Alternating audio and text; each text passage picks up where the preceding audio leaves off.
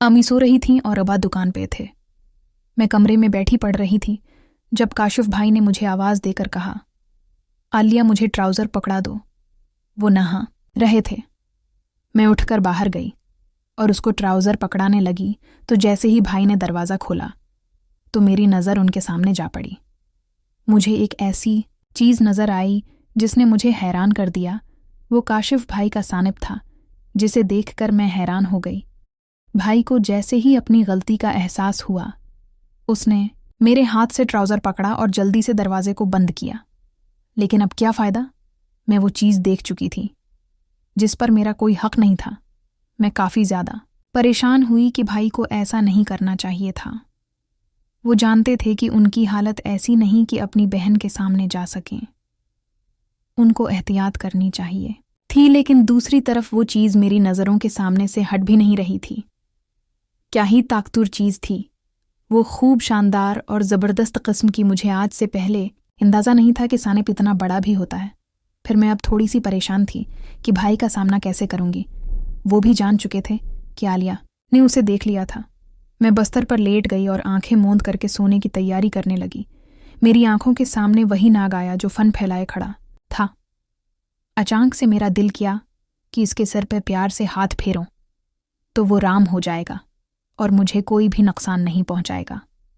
मैंने तसव्वुर में ही उसके सर पे हाथ फेरना शुरू कर दिया तो वो आगे से मज़ीद फैल गया, लेकिन उसने मुझे कोई नुकसान नहीं पहुंचाया। शायद इसलिए कि वो सानिब किसी और का नहीं, मेरे भाई काशिफ का था। मुझे ख्यालों में वो अच्छा लगने लगा और मैंने उससे दोस्ती कर ली और मुसलसल उसके सिर पे प्यार से हाथ फेरने लगी। ऐसा करने से मुझे मीठा सा एहसास हो रहा था और जिस्म में मुख्तलिफ जगहों पर चिवंटियां सी रेंगती महसूस हो रही थीं। तभी मेरे कमरे का दरवाज़ा खुलने की आवाज़ आई तो मैंने झट से आंखें खोलें और जो मज़ेदार सा तसव्वुर बन रहा था वो टूट गया। काशिफ भाई मेरे पास आकर बैठे और बोले, आज तो काफ़ी ज़्यादा गर्मी थी, 2 बार नहा चुका हूँ।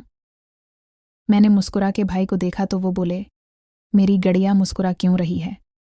मैंने कहा कि भाई आप भले 4 बार नहा लो, लेकिन प्लीज़ अपना सामान साथ लेकर जाया करो।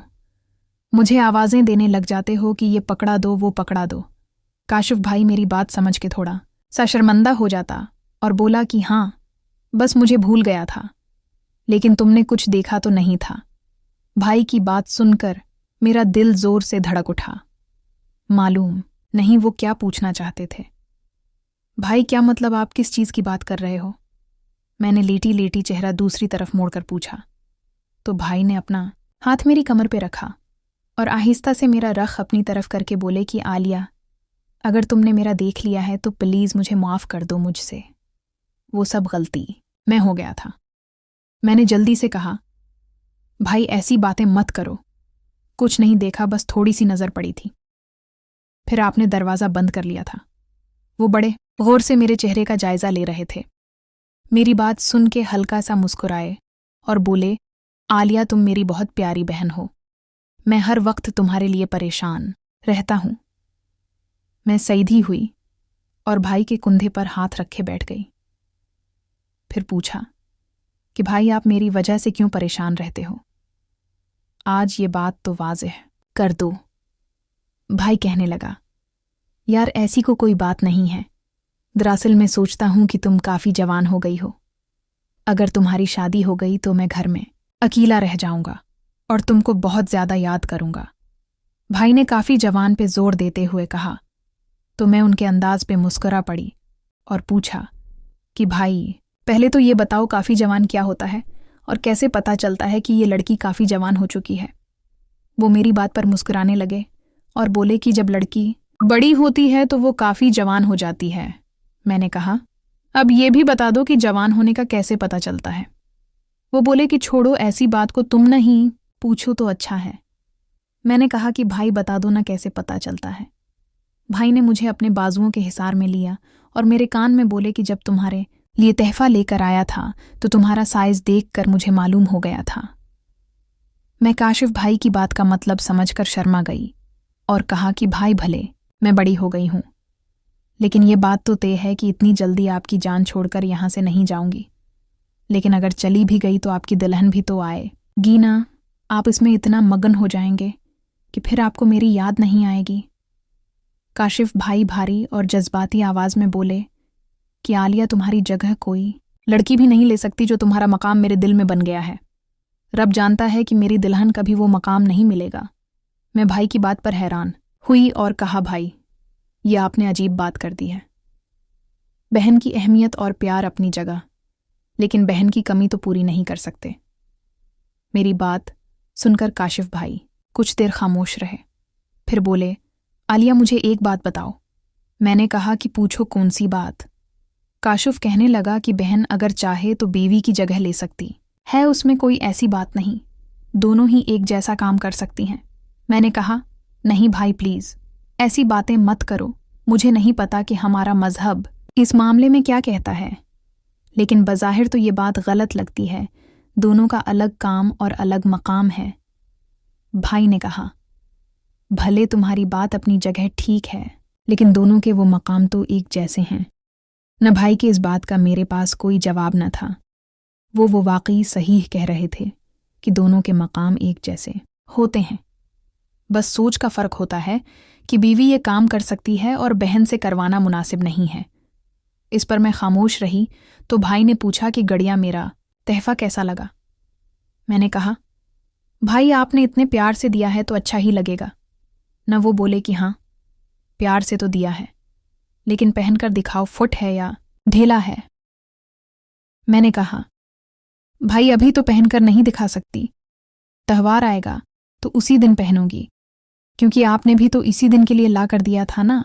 वो बोले, हाँ, लेकिन अगर तुम पहन लो तो कोई मसला नहीं है, मैं तुम्हें और ला दूंगा। मैंने कहा, भाई, बहुत शुक्रिया, आप जैसा ख्याल रखने वाला भाई अल्लाह हर किसी को दे। भाई ने कहा, आलिया, तुमको पता है कि त्योहार वाले दिन समीरा खाला भी आ रही है, पूरे 10 दिन हमारे पास रहकर जाएंगी। मैं समीरा खाला के आने का सुनकर बहुत ज़्यादा खुश हुई, क्योंकि हम दोनों बहन भाई की खाला से बहुत दोस्ती थी, क्योंकि वो हमारे पर अभी गैर शादीशुदा थी, बस मुझसे 5 साल और काशिफ से 2-2.5 साल बड़ी थी। मैंने कहा, भाई, लाहौर से वो किसके साथ आएंगी? तो काशिफ भाई ने बताया कि वो ट्रेन पर अकेली आएगी और मैं स्टेशन से उनको घर ले आऊँगा। इस वक्त लाहौर से नवाबशाह तक एक ही ट्रेन चलती थी, शायद उसका नाम शहबाज एक्सप्रेस था। खाला ने इसी ट्रेन में आना था। फिर काशिफ भाई किसी काम से बाहर निकल गए। अगले दिन को वापस आए तो मुझे कहने लगे कि आलिया, मेरा खाना मुझे ऊपर कमरे में दे दो प्लीज़। मैंने कहा, भाई, कोई मसला नहीं, आप जाकर फरेश हो जाओ, मैं लाती हूँ। भाई अपने कमरे में चले गए तो मैंने खाना गरम किया। खाना लेकर ऊपर आई तो वो कमरे में बैठे इसी रिसाले को देख रहे थे जिस पर लड़कियों की तस्वीर थी। तस्वीर ही ऐसी थी जिसमें एक मर्द लड़की को करीम रोल चटवा रहा था। भाई, खाना ले लूं? मैंने काशिफ भाई को मुतवज्जा करके कहा, तो वो मेरी आवाज़ पर ऐसे चौंके जैसे उनको मेरे यहाँ आने का मालूम ही ना हो। फिर उन्होंने रिसाला एक तरफ रखा और मुझे कहने लगे कि आलिया, बैठ जाओ। मैं उनके पास बैठ गई तो वो खाना खाते हुए बोले कि ये रिसाला मुझे एक दोस्त ने दिया था, मैंने भी उसे गौर से नहीं देखा और लाकर यहाँ रख दिया, अभी देख रहा था। इसमें तो काफ़ी सारी मालूमात हैं। मैं भाई की बात सुनने के काफ़ी हैरान हुई कि वो कितनी सफाई से झूठ बोल रहे थे। न सिर्फ वो रिसाला देखते थे, बल्कि इसमें मेरी तस्वीर भी रखी हुई थी। मैंने कहा, भाई, अच्छा, मैंने तो नहीं देखा। वो बोले, ये उसे अपने कमरे में ले जाओ और सोने से पहले आराम से देखना, इसमें मुकम्मल मालूमात हैं। मैं तो खुद ये रिसाला देखने के बाद काफ़ी बेचैन और तजस्सुस का शिकार थी। अब मौका मिला तो उसे उठाकर कमरे में ले आई और बस्तर पर लेटकर तसल्ली से देखने लगी। उस नावल का अगला हिस्सा आने वाली किस्त में अपलोड किया जाएगा। अगर आपको हमारी नालिक पसंद आई हो तो प्लीज़ चैनल को सब्सक्राइब कर लें और साथ दिए गए बेल आइकन के बटन को क्लिक कर लें ताकि हमारी नई आने वाली किस्त आपको आसानी से मिल सके। शुक्रिया।